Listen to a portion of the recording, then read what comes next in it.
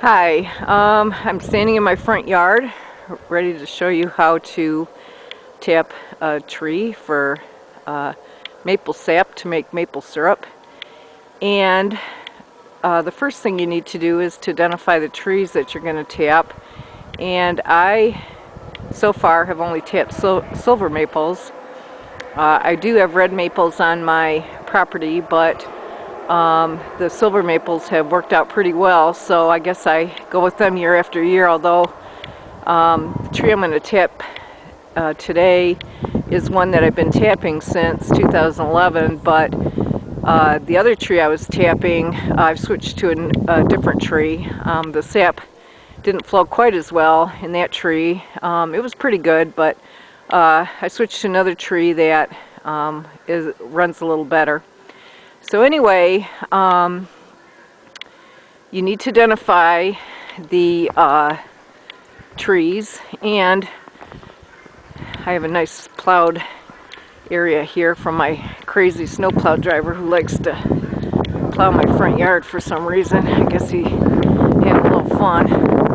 But anyway, you want to tap on the south side of the tree, which, because it's sunny out right now, which is nice, that would be the side the sun is on, and that's because the sap will flow much better on the south side where the sun hits, because it warms the tree.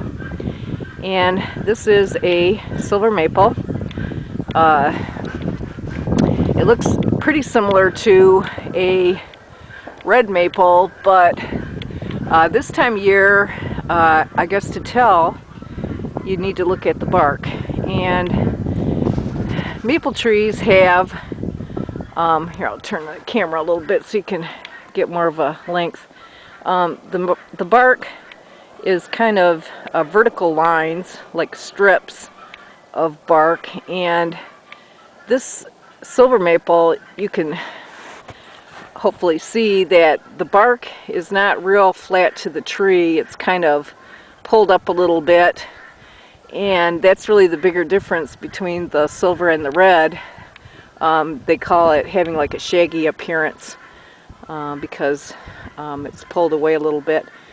But anyway, I also want to point out here, you can maybe see those are poison ivy vines, and I'm not sure how active the oil is, but I certainly don't want to touch them to find out. But again, even in the winter, the poison ivy gives us the lesson of being aware of our surroundings and paying attention.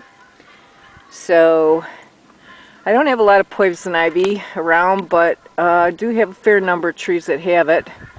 But anyway, maybe you can see the taps I've had. Let's see if I can get that.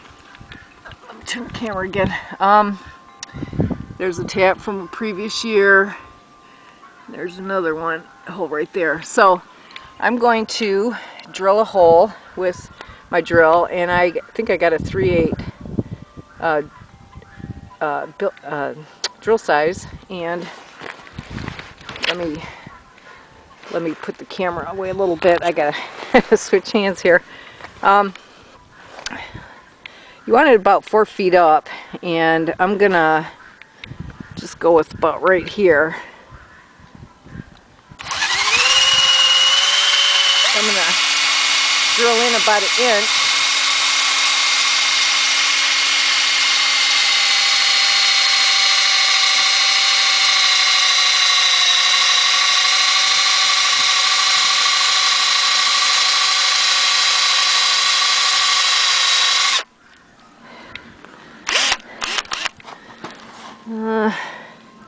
I got a half there.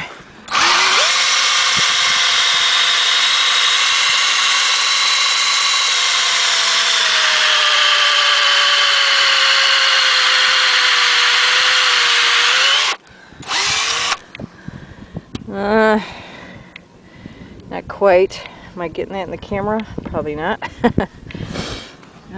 Here, let me clean off the drill bit. Hold on. It's a little bit moist.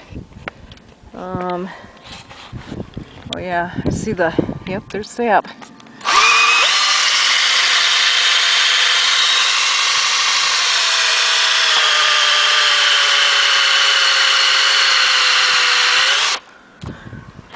Yeah, you can see, well, hopefully you can see, it's definitely moist, so there is sap in there, and I'll see if I can maneuver getting the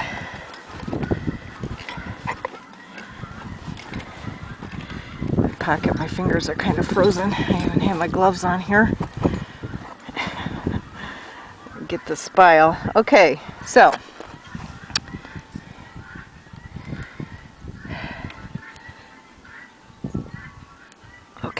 it fits in pretty good. Got a ways to go to knock it in. The rest of the way with the hammer. You do want it to get it a little bit on an angle, but I think I'm going to have to put the camera down for a second to get this tapped in. So hold on a second. I'm going to put you in the bucket.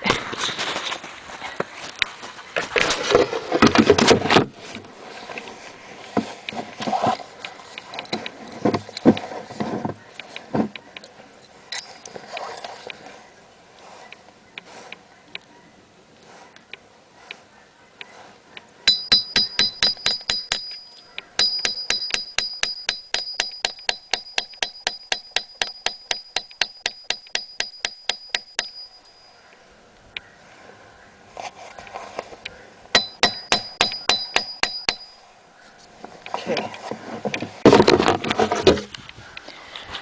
So there it is. Got it on a bit of an angle, and you want that really nice and snug in there, because if you don't, the sap will just run out around the base of the hole there.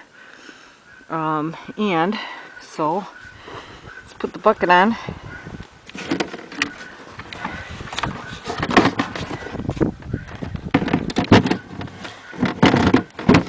So you can see that fits right on. There's that little notch there that catches it. And it just fits on right like that. Pretty nice. And I got some bark in here. Hold on. Not that it really matters, because you'll kind of strain it and cook it down and stuff, so it doesn't matter if you get a little bit of stuff in there. We do like to put a top on. Getting the shadow there. I think I might get a little today. I'm not sure. It's running a little bit, but anyway, put the top on. And these kitty litter buckets are really nice. They're lightweight and got a nice lid. Snap right on there. It snapped because if it gets a big wind, it'll blow it off, and that's just to keep debris out, and you know, if there's, you know, stuff flying around, a few little odd and end leaves and stuff, and maybe bark. And so there it is, ready to go. And we'll check back. Today it's only 20 something, and I think we're not going to hit 40 until above freezing till Wednesday or Thursday, so we'll check back in a few days, see what's going on, see if anything's running or not, and we'll see what happens.